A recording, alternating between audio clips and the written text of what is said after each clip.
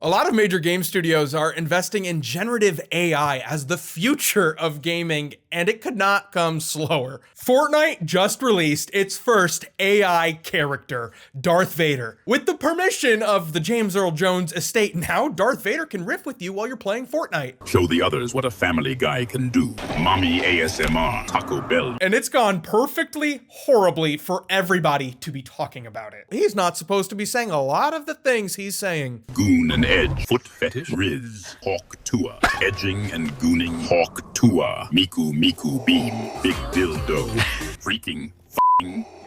Such vulgarity does not become you. Not allowed. I'm being told this is what the future of gaming looks like. Microsoft promises in the future, Project Muse will be able to artificially generate new gameplay experiences based on the player. But right now, it looks like sludge. This isn't a game, this is a visual approximation of a stroke. Outside of these little experiments right now, AI can't really create games. But that hasn't stopped the worst of us from trying, with low effort AI products infecting nearly every single gaming platform. Bringing such hits to the Xbox as Mario Strikers. Huh? I would not blame you if you looked at this and thought it was a ripoff of Nintendo's Super Mario Strikers. But the cover itself is misleading. The game itself recycles stock video game assets that look nothing like Mario. They couldn't even get Mario Strikers was quickly removed from the Xbox store after making headlines, but that's not always the case. Nintendo had to deny that they're using generative AI in the upcoming Mario Kart World game, because generative AI art is becoming harder to discern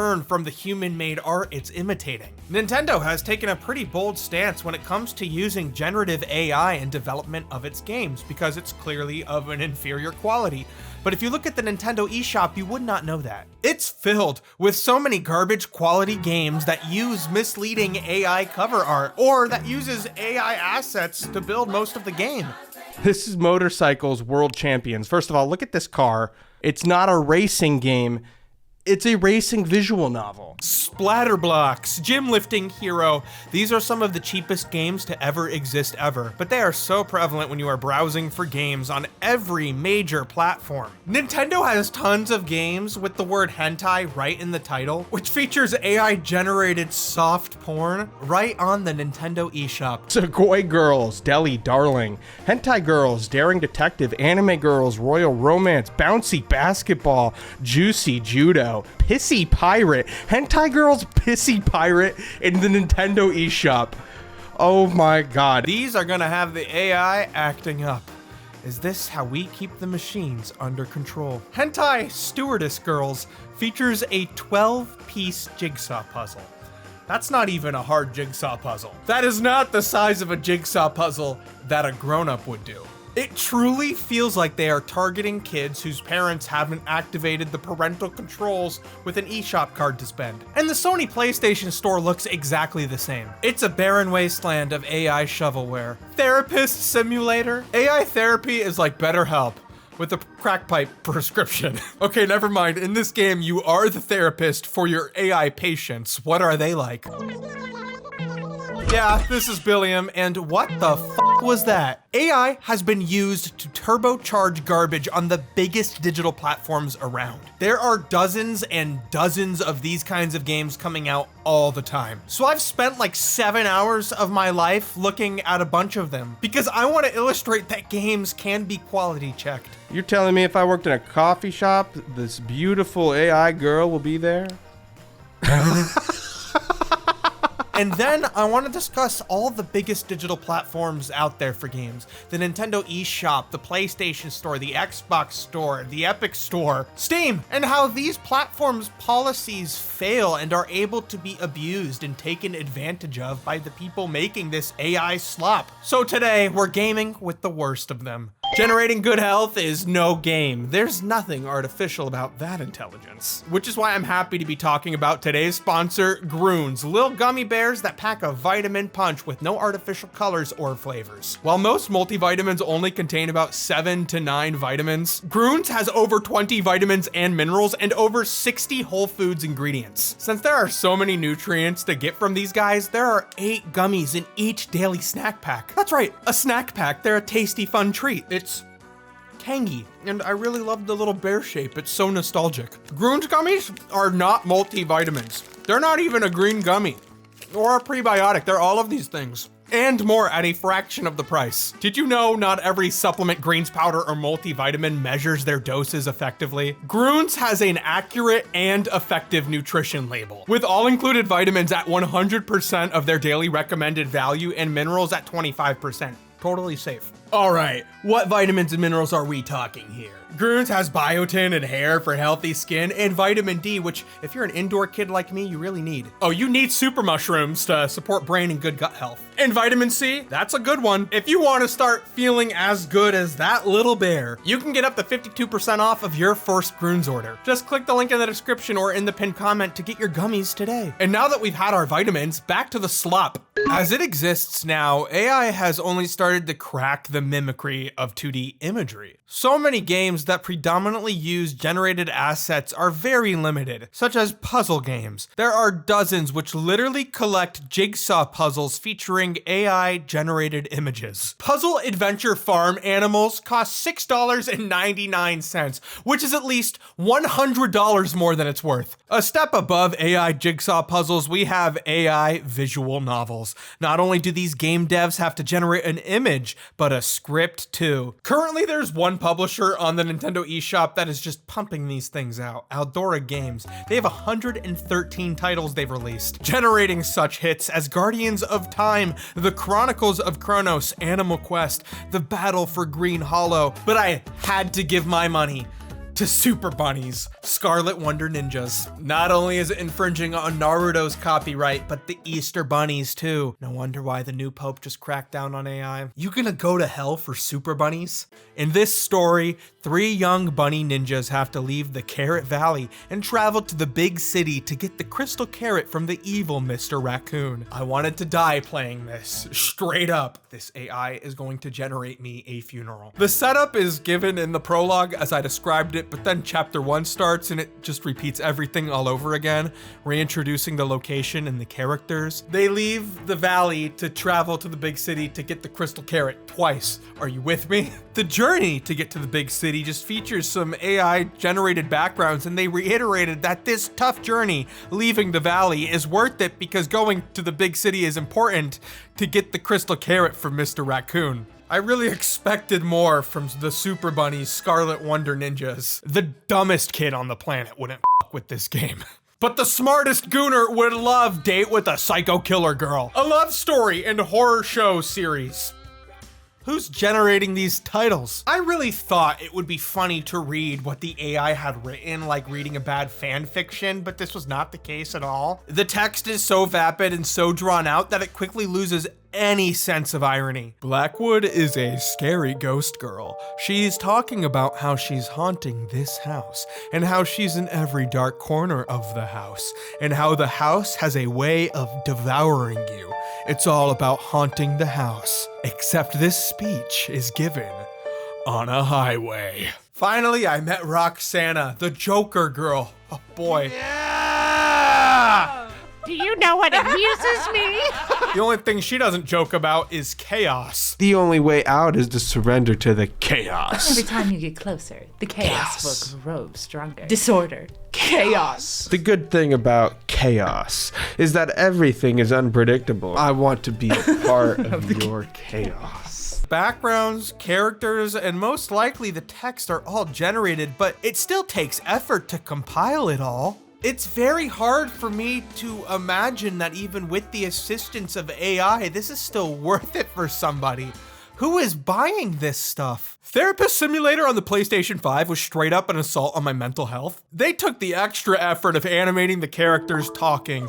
Isabelle from Animal Crossing, you have to lawyer up because they stole your whole flow. This one client is a streamer who is depressed. His friends only want to hang out with him while he's streaming, like they want to be on his stream and steal his clout. It's the only thing he talks about. It never progresses. He sounds like that the whole time. And any responses to his statements seem to have complete random effects on his happiness. The only good part about all this bullshit is after work, there's like a blackjack minigame and you can burn all your cash and all your stress from dealing with these clients gambling.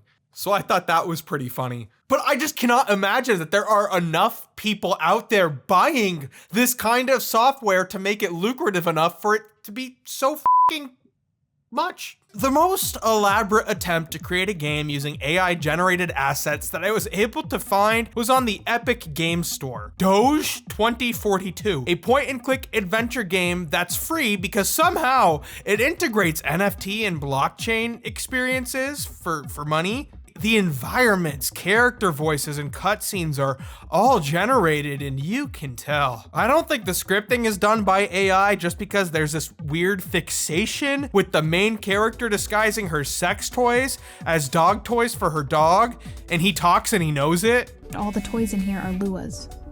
Not mine, I swear. And of course, it's a Shiba Inu. The humor around the game is totally stuck in that 2016 meme culture that tech bros seem to love so much. It's a world run by crypto and AI, and in this world that these geeks want, somehow the government kills this woman's dog anyways, which doesn't make any of these things seem good. The game generated so much imagery that at least 3 hurricanes in the next 10 years are directly responsible because of this. This game's individual climate impact. This isn't a carbon footprint, this is a carbon crater. But no matter how elaborate and how many AI-generated images and sounds they stitch together, I leave these experiences feeling so unfulfilled. Yo, can anyone hear me? Welcome. Come find me for all your side bet commissary needs. This is who made the game. So let's change it up. Karaoke Party, Sing and Dance. That's an AI title if I've ever heard one. Another hit classic by Eldora Games. This one is not a visual novel, but rather it is a karaoke game featuring AI-generated music. The worst part is the karaoke text has no time marker, so you can't possibly sing along to these killer tracks. Iceberg ride, sailing some free polar bears, floating across the sea. The best part is that every animal does the same exact dance, and when they stop dancing, they look so pissed off at you. You really feel guilty for making them listen to one of the 25 generated songs. I'd be pissed too, and not just for those pirates. Pissy pirates. As it stands right now, I think the biggest problem facing these digital marketplaces is AI being used to generate misleading covers for low-effort junk software. The people most hurt by this are indie developers. Now, games risk having their reputation ruined just for being cheap because this shovelware comes in and tries to mimic popular games, especially indies, with low-quality ripoffs that are increasingly more often using AI to trick consumers. Unpacking is a popular indie title, but several ripoffs were quickly created, all with AI-generated covers. Stray was an indie darling lifted up by the major publishers, but those same publishers do nothing to prevent ripoffs like Little Strays from being displayed prevalently on their publisher-owned storefronts. Cabin Crew Simulator became Flight Attendant Simulator, onboard tasks, and I could no longer tell you which shop simulators are supposed to be the good ones. Fortunately, the ones with AI covers make it easy to spot which ones are definitely the bad ones. They can't keep these things off the shelves. But like the devil and your ex, AI and copyright infringement walk hand in hand. Obviously, AI models are built off scraping copyrighted material. And yes, I've heard people play devil's advocate, saying that there's no way the output of an AI model will have enough of an individual copyrighted work that it will be infringing on that work. But to play devil's advocate for the corporation, if the models are trained off of entire catalogs of content owned by a few big companies, how could they not be infringing on somebody's copyright? AI could not mimic the Pixar or Studio Ghibli art style without heavily referencing the catalogs of their work significantly. Its ability to mimic an original work always requires the original. If you want AI to generate something that sounds like a popular pop song, it's going to reference popular pop music, a genre which is really owned and controlled by a small group of people. And if we let AI models steal their work, what in turn is going to stop big companies from using AI models to steal work from somebody smaller? That's already happening. The hyperscale data centers required to power generative AI models are projected to scale at a rate that will consume more energy than the Earth's power grids currently are capable of producing. And God knows what that means for the environment. But that, AI is literally going to compete with human beings for fresh water? Sometimes it really feels like we are burning the wick from both ends. And for what? Super ninja bunnies? While researching this, I've seen a few indie developers say that they've used generative AI art because they could not afford to commission the art they wanted. But that earns me no sympathy because of two examples, the first being One Punch Man, the beloved manga, which is adapted from a shitty little webcomic that people love. A webcomic drawn by the creator that can't draw for but he enjoys making his story so much, he does it anyways. Toby Fox is an amazing composer, but he's not a very good pixel artist. But Undertale looks charming. A good concept mixed with a flawed human execution will always be infinitely more appealing than whatever overly rendered garbage AI is putting out. As of right now, there's not a single way generative AI has made the arts better. But AI is here to stay. Hopefully we'll find a way to regulate it in such a way that it can be used ethically and sustainably, so its benefits to humankind and the planet can be maximized while reducing its harms. But before that happens, it really does feel like AI is a big fat pair of gator jaws ready to snap down on us. Major consequences await is what I'm saying. We're running into that shit like Wile E. Coyote, running into the side of a mountain with an AI-generated landscape painted on. You know, it really wouldn't be too hard to generate one alpha brand safe white boy YouTuber. After that, the rest of my life is Bindle and Train Car Simulator, if you know what I'm saying. In the meantime, the best many of us can do is just support human-made art. But something I believe corporations should do right now in a small, actionable way that really won't hurt their bottom dollar, but could positively impact the bottom dollar of indies, is to police their digital games platforms better. Nintendo, PlayStation, Epic, Steam, and Microsoft all have different policies on how to deal with low-effort software, and clearly some work better than others. Both the PlayStation Store and the Nintendo eShop are Helltown, Ohio. I feel like we have to start with the eShop just because of how surprising it is to see so many titles with the word hentai in the title.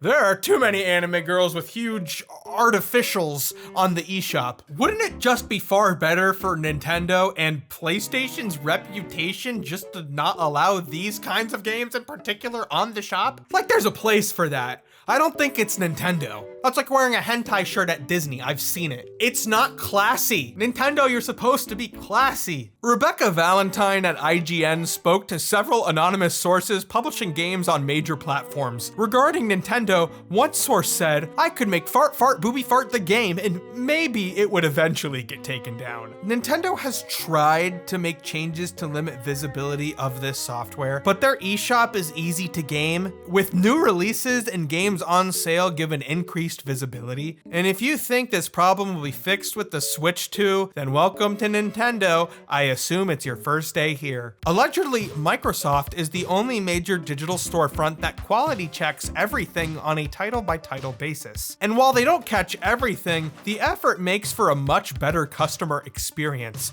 even if Mariostro sometimes slips on through and says, "Here I go." There is concern from indie developers that major companies policing their distribution platforms has not come without flaw, and that good games with honest to goodness human-made art may be flagged as AI generated, but a better effort must be made. There is a lot of garbage on Steam, but just through browsing, good curation protected me a lot from slop content. The Epic Games Store is a whole other animal and has embraced the rogues gallery, AI, NFTs, crypto, with AI especially bleeding heavily into their flagship game, Fortnite, where low-effort AI-generated content is monetarily supported by Fortnite's creators program. These game modes are total shitposts, and it introduced me to the horror of AI memes, such as the Italian brain rot group. This is the future AI has brought. Alright, I was playing with one other person in this game. We had to go upstairs to escape Tralalero Tralala's house. Tralalero, tralala. Whoa. I just learned that that's a shark with shoes and he's upstairs with a big hammer. The other person I was playing with must have been 5 years old or the person who made this game or both because they kept waiting behind me and making me go upstairs to sneak past Tralalero all by myself. This game does not attract the brightest bulbs in the box. Me included. Worst of all, they tried friending me after the game. Like, don't push Tralalero Tralala in front of me and say you want to be my friend afterwards. I'm smarter than that. So why do I bring up Fortnite? Because other games have incorporated user-generated content into their schemes. Like Skyrim, which has banned AI-generated content from being monetized. It can be done. Figure it out, guys. And if any of you consumers need me to give these big companies another talking to, please subscribe. Comment down below and like this video. If you want to support us directly, you can go to hipstertrash.com, which redirects directly to my Patreon. That's pretty nifty. And also, we're gonna start giving shout outs to our Hipster Gold members at the end of our video, and we're gonna do verbal shout outs for the first 10. So shout out to Wasin On. That's it. Thank you. We're also still working on the Digimon podcast. I swear it's still coming. It's all homegrown user-generated content, not artificially, intellectually generated content. Takes time sometimes. So anyways, see ya.